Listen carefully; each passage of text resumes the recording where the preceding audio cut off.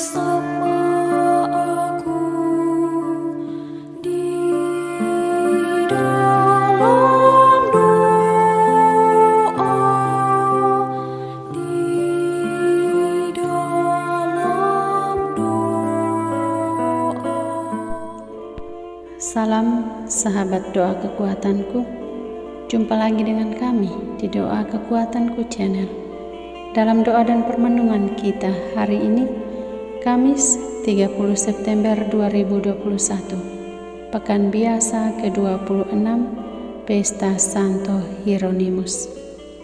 Sapaan Tuhan hari ini dari Injil Lukas, bab 10 ayat 1 sampai dengan 12. Renungan kita dipersiapkan oleh Suster Maria Virgo PRR dari komunitas PRR Lebau Larantuka NTT, dan doa serta renungannya dibawakan oleh saya, Suster Maria Sifra PRR. Tema permenungan kita, siap sedia menjadi utusan. Mari kita mengawalinya dengan mengundang kehadiran Roh Kudus.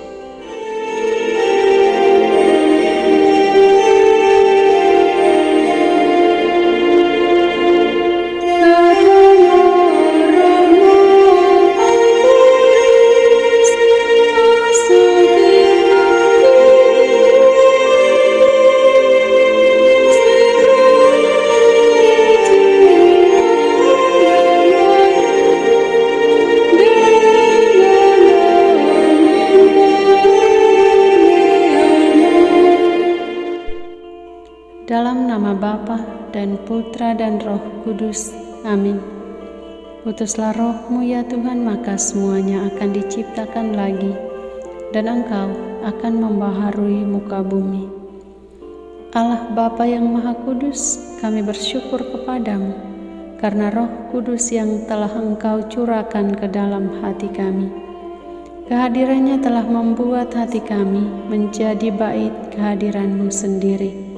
Dan bersama Dia pula kami telah Kau lahirkan kembali menjadi anak-anak-Mu. Dialah penghibur dan penolong yang Kau utus bagi kami. Dialah Roh kebenaran yang memimpin kami kepada seluruh kebenaran. Semoga Roh Kudus yang selalu hadir menguatkan kami umat-Mu untuk tetap siap sedia menjalani tugas perutusan apapun yang Engkau percayakan kepada kami dengan sukacita dan penuh rasa tanggung jawab. Amin.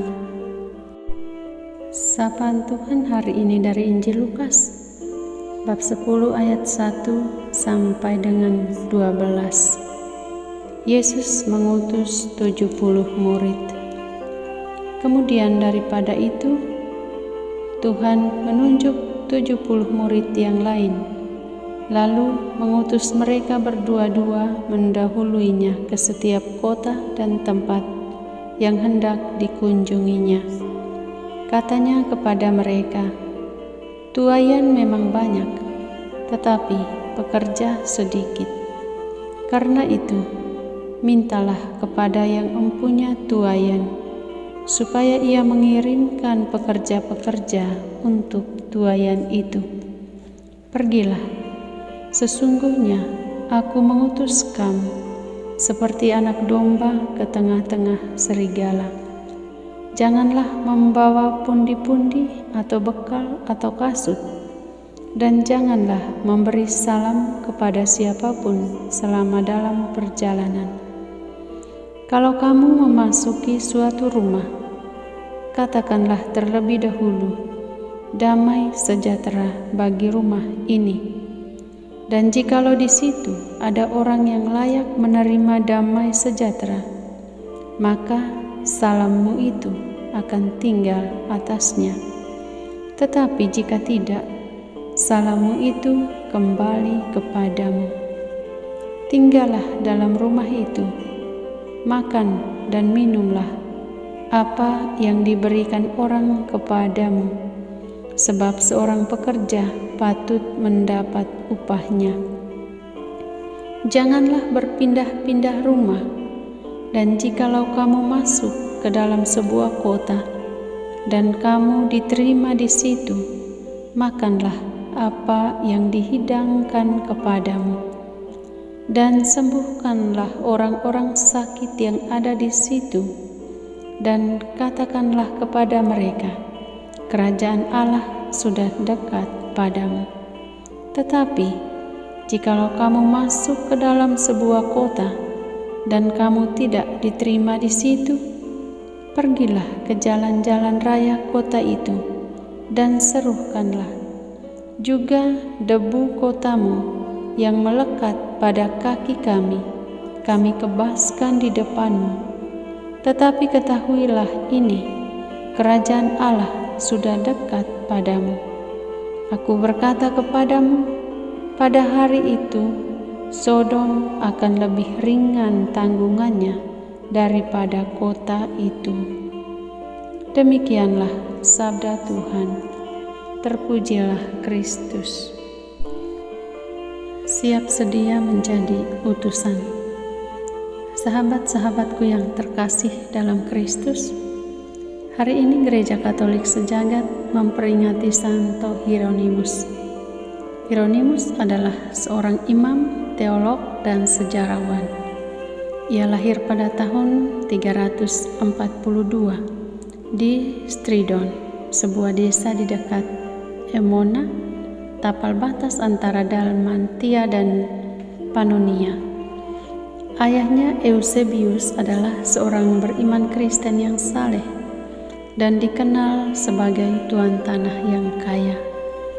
Hieronymus dididik sesuai dengan kebiasaan-kebiasaan hidup Kristiani dan bekerja keras. Ia dikirim oleh ayahnya untuk belajar di Roma dan sempat mengalami suatu cara hidup yang tidak tertib karena pengaruh budaya. Namun, ia cepat sadar dan kembali menjalani hidupnya sebagai seorang Kristen yang saleh. Ia dikenal melalui karya-karyanya, di antaranya menerjemahkan Alkitab ke dalam bahasa Latin dan ulasan-ulasannya atas kitab-kitab Injil. Para sahabatku, kisah penunjukan dan pengutusan ke-70 murid yang lain mengarah pada panggilan dan perutusan. Panggilan merupakan anugerah yang perlu diminta kepada yang empunya tuayan. Di sini yang dimaksudkan dengan yang empunya tuayan ialah Tuhan sendiri. Tuhanlah yang terlebih dahulu berinisiatif memanggil para pekerja untuk tuayannya. Demikian juga halnya dengan perutusan. Tuhan jugalah yang mengutus para pekerja itu ke tempat-tempat pewartaan baru dengan persyaratan-persyaratan tertentu yang perlu dipenuhi. Misalnya, tidak membawa bekal ataupun kasut. Hal ini berarti bahwa mereka harus sepenuhnya bergantung pada Tuhan dan bukan pada kekuatan diri sendiri, apalagi pada harta benda. Dengan demikian, mereka lebih fokus pada tugas perutusannya dan semakin yakin akan tugas panggilannya.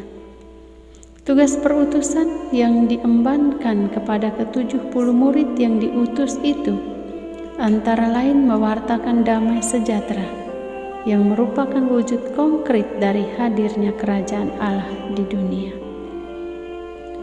Pewartaan itu dialamatkan kepada siapa saja yang siap menerima damai sejahtera.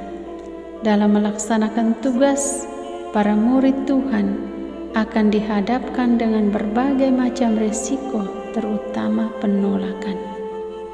Sahabat-sahabatku yang terkasih, pada zaman yang semakin maju ini, sangat dibutuhkan banyak pekerja yang mau dan siap sedia diutus Tuhan untuk menjadi tanda hadirnya kerajaan Allah di tengah dunia. Oleh karena itu, kita sebagai murid Tuhan, sebagai orang-orang Katolik yang sudah dibaptis, harus selalu siap sedia menerima dan menjalankan tugas perutusan agar semakin banyak orang mengalami suasana kerajaan Allah dalam hidup mereka. Semoga kita sekalian selalu siap sedia menjadi utusan Tuhan. Amin. Marilah kita menyampaikan permohonan-permohonan kita. Ya Tuhan, semoga kami selalu siap sedia menerima dan menjalankan tugas perutusan dari-Mu dengan penuh keikhlasan dan berani menghadapi setiap risiko yang ada sebagai konsekuensi dari panggilan hidup kami. Marilah kita mohon, kabulkanlah doa kami ya Tuhan. Ya Tuhan, berkatilah keluarga-keluarga Kristiani yang sedang menghadapi persoalan dalam hidup rumah tangga mereka. Hadirkanlah kerajaan damai-Mu agar mereka dapat menemukan jalan keluarnya dan dapat dipersatukan kembali. Marilah kita mohon, kabulkanlah doa kami ya Tuhan.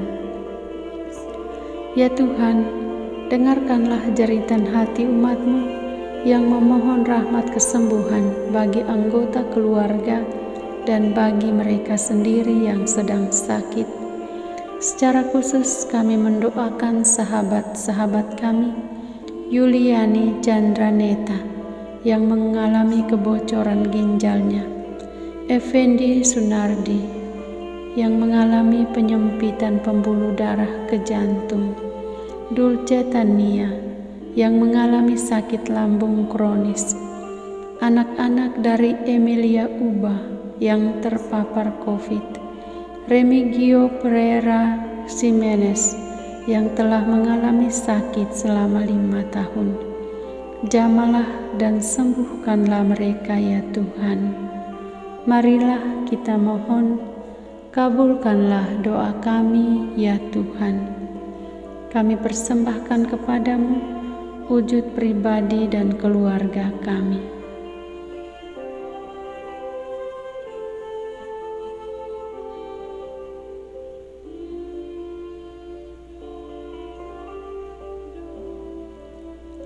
Marilah kita mohon, kabulkanlah doa kami ya Tuhan. Bapa kami yang ada di surga, dimuliakanlah nama-Mu. Datanglah kerajaan-Mu, jadilah kehendak-Mu di atas bumi seperti di dalam surga. Berilah kami rejeki pada hari ini, dan ampunilah kesalahan kami, seperti kami pun mengampuni yang bersalah kepada kami. Dan janganlah masukkan kami ke dalam pencobaan, tetapi bebaskanlah kami dari yang jahat. Amin.